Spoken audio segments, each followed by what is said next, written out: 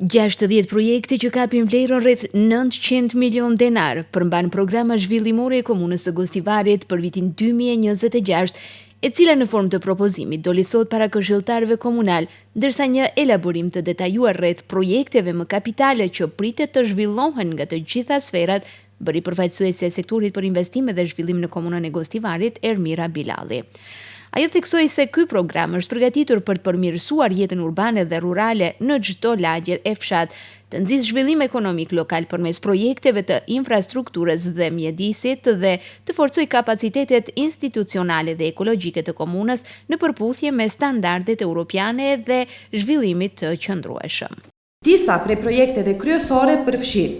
infrastruktura rrugore edhe atë, rikonstruktimi i rrugës Beliqica dhe trotuarëve, asfaltimi i rrugëve numër 4 deri numër 9, rikonstruktimi i rrugëve lokale në fshatrat Banjic dhe Padalisht, ndërtimi i rrugës dhe kanalizimet në lagjen Pitarnis, rikonstruktimi i rrugës Beliqica nga Ura deri te mbikalimi,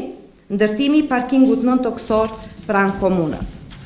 Infrastrukturë komunale dhe mjedisore edhe atë, ndërtimi i kanalizimeve në lagjet Grudajc, Fazaneri dhe Ciglan, vendosja e 50 hidrantëve mbi toksor, vendosja e shportave për mbeturina dhe blerja e kamionëve për pastrim dhe mbeturina, ujësjellsi Seko, Forin Çegran dhe projekti ujë për Gostivarin faza e 2. Arsim dhe shërbime sociale edhe atë, rikonstruktimi i shkollave Ismail Qemali, Faik Konica dhe shkolla e mesme komunale Gostivar, ndërtimi i pishinës së re pranë shkollës fillore Goce Delçev, rikonstruktimi i qerdheve Lule dhe në fshatin Banjic, mirëmbajtja e të gjitha qerdheve dhe shkollave të komunës. Burimet e finansimit, projektet financohen përmes kombinimit të burimeve edhe atë, buxheti i komunës së Gostivarit, Ministria e Transportit dhe Lidhjeve, Banka Evropiane për Rindërtim dhe Zhvillim, Banka Evropiane e Investimeve dhe donacione të tjera ndërkombëtare. Këshilltari Alusha Lili nga koalicioni Vlen kërkoi që në program të përfshihen edhe projekte të rëndësishme që tangojnë kryesisht fshatrat, siç është uji për pije në Debresh. Për gjithë e programeve që janë paraparme për vitin 2026, ne dim shumë mirë se në për fshatra kemi probleme më të mëdha. Domethënë pasërçisht për fshatin Debresh, përveç rrugicave dhe kanalizimeve që nuk janë përfunduta, ne problem më të madh e kemi edhe ujin e pishëm, ku nuk është e paraparë këtë vit dhe do kisha kërkuar që të vendoset në rend, domethënë ke ki plan programi i vitit 2026, paktën fillone diçka për ujin e pishëm në fshatin Debresh. Sigurisë e ujësjellsi në Debresh do të realizohet gjatë vitit të ardhshëm, shfaqi këshilltari i Aleancës Kombëtare për Integrim, Demir Ali Shaini, i cili vjen nga ky fshat. Sa i përket ujit të pishëm, me kryetarin keni qenë tash prezent edhe ju, edhe treguam e biseduam se do të formone një komision ku do të shohim se si dhe në çfarë mënyre në Debresh të rregullojnë punën e ujit. Ajo është premtuar nga kryetari. E kena pas edhe në programën tonë, do me thonë